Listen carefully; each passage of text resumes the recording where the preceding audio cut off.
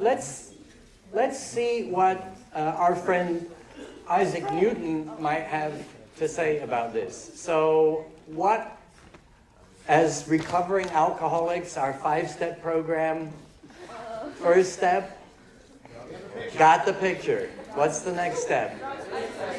Okay, what should I isolate? The box? Okay. The person? Both? Okay. So here's the box. What are the forces on the box? Gravity. What else? Tension. Normal force going up. Friction. Which way friction? That way.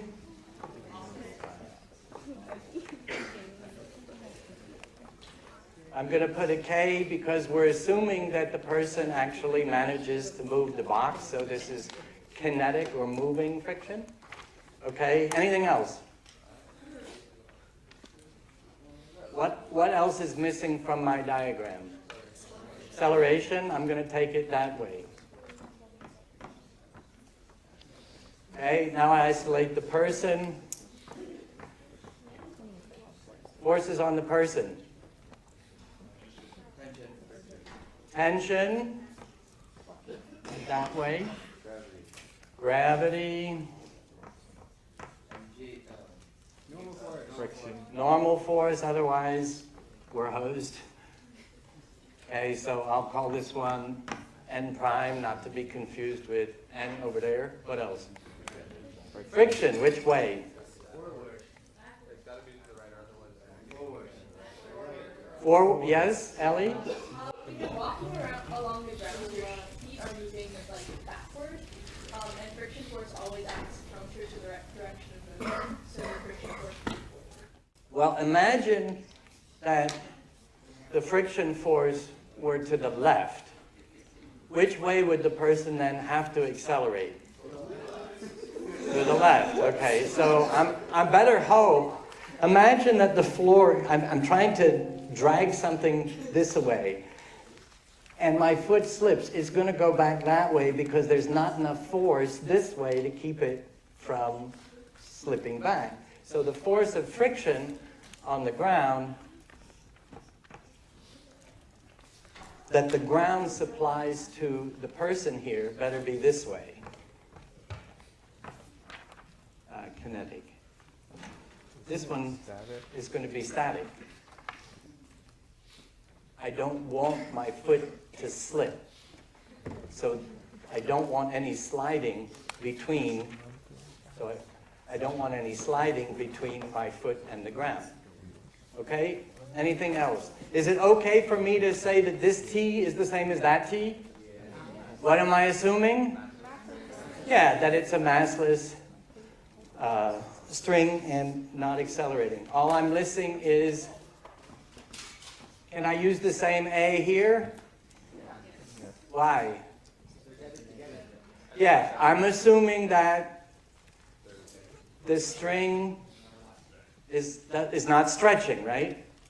Okay, so that if this person moves a little bit that way, then the box moves the same amount. So these would be the same. Otherwise, I got to denote them differently, right? Okay. So now what's the upshot? If I'm dragging the box across the floor at constant velocity, what's my acceleration? 0. Okay? If I now consider my whole system to be the two of them together with the string, the internal forces T go away. And what are the net external forces on the system? Well, I've got a couple of normal forces up. I got gravity down. I have friction kinetic going back. I have friction static going forward. What's the sum of all those forces? MA, which is 0. Therefore, a duck. No, therefore what? But in the problem it says the box, it doesn't say anything about the box not accelerating. It doesn't say anything, that's right. So I could imagine dragging something across the floor where we go faster and faster, right? Mm-hmm. And if I did that, then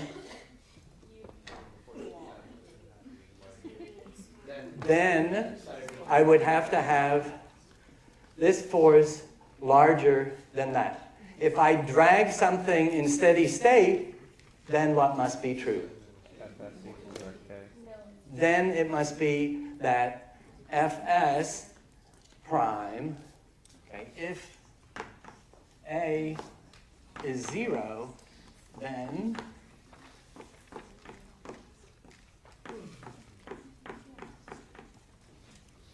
which one is closer to the actual situation that you could imagine if the box were heavy?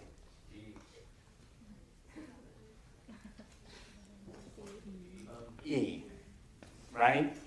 So, yes, so I think the best answer here is E, but I understand the reasoning, and that's absolutely correct. Initially, if the box is at rest, unless this force exceeds the backward force, there's not going to start. A motion can't start.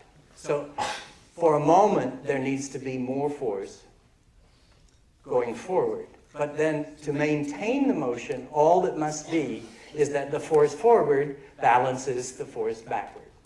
Agreed? Awesome.